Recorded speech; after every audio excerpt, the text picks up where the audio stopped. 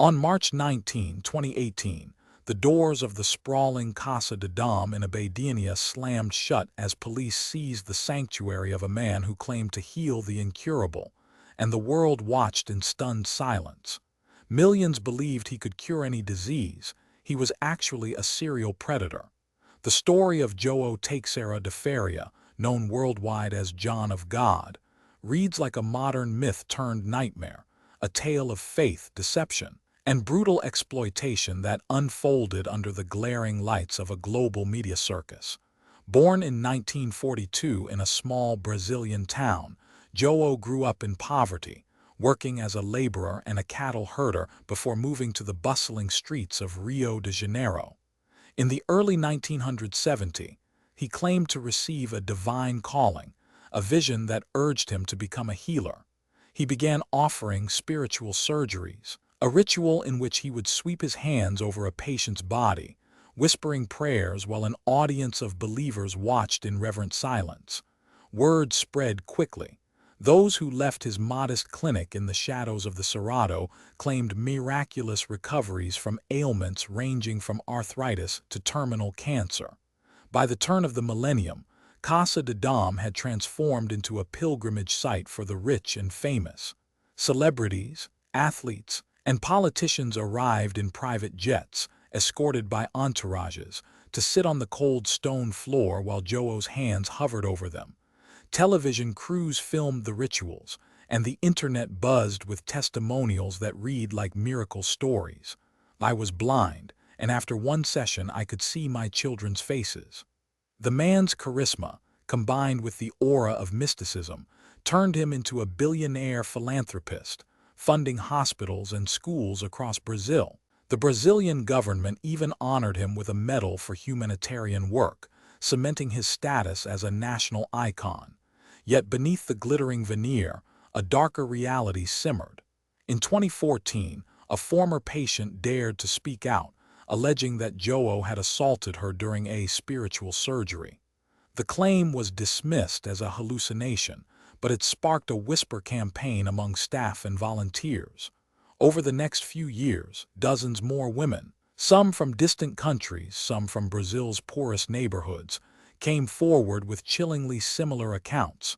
They were asked to undress, to lie on cold marble tables, and then were subjected to unwanted sexual advances, forced oral contact, and invasive physical contact under the pretext of energy cleansing.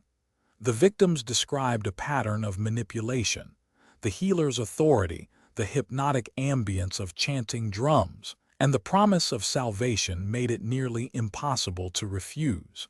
In December 2018, after months of investigative journalism and mounting public pressure, the Brazilian Federal Police launched Operation Medicura. Agents descended on the compound with a squad of forensic specialists, sealing off the 45-acre property. They cataloged over 400 recorded testimonies, collected forensic samples from the rooms where the alleged assaults occurred, and seized a trove of video footage documenting João's sessions. The investigation revealed that many of the miracle cures were nothing more than placebo effects, amplified by the power of suggestion and the sheer desperation of the patients.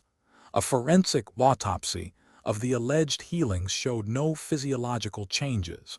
Blood work, imaging, and pathology reports taken before and after the sessions remained unchanged. The trial began in September 2019, broadcast live across the nation. Prosecutors presented a mountain of evidence: audio recordings of victims describing the assaults, medical records confirming the absence of any cure, and testimonies from former staff who described a systematic system of abuse. João's defense argued that the accusations were the result of a coordinated smear campaign, that the victims were seeking fame and financial gain. The courtroom atmosphere was electric, with crowds alternating between chants of "In God We Trust" and shouts of justice for the victims. After weeks of deliberation, the jury returned a verdict that sent shockwaves through Brazil. João Teixeira de Faria was convicted on 19 counts of sexual assault and fraud, receiving a sentence of 63 years in prison and a hefty fine. The aftermath of the trial rippled far beyond the walls of the courtroom. International media outlets ran in-depth features, dissecting how a man could amass such influence and how societies can be vulnerable to charismatic figures promising miracles. Survivors formed a support network, offering counseling and legal aid to others who had been silenced by fear. Brazilian health authorities initiated a sweeping review of alternative medicine practices, tightening regulations on spiritual healers and mandating stricter oversight of clinics that claim to treat medical conditions. The Casa de Dom, once a beacon for hope seekers, was repurposed into a community health center operated by licensed physicians, a symbolic reclamation of the space for legitimate care. The legacy of John of God serves as a cautionary tale about the intersection of faith, vulnerability, and power.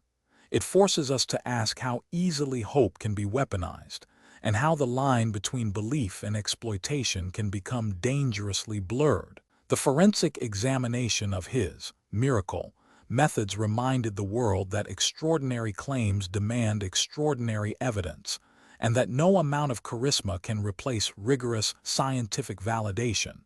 As the legal dust settles, the victims' stories continue to echo, urging societies to protect the most vulnerable from those who would profit from their desperation.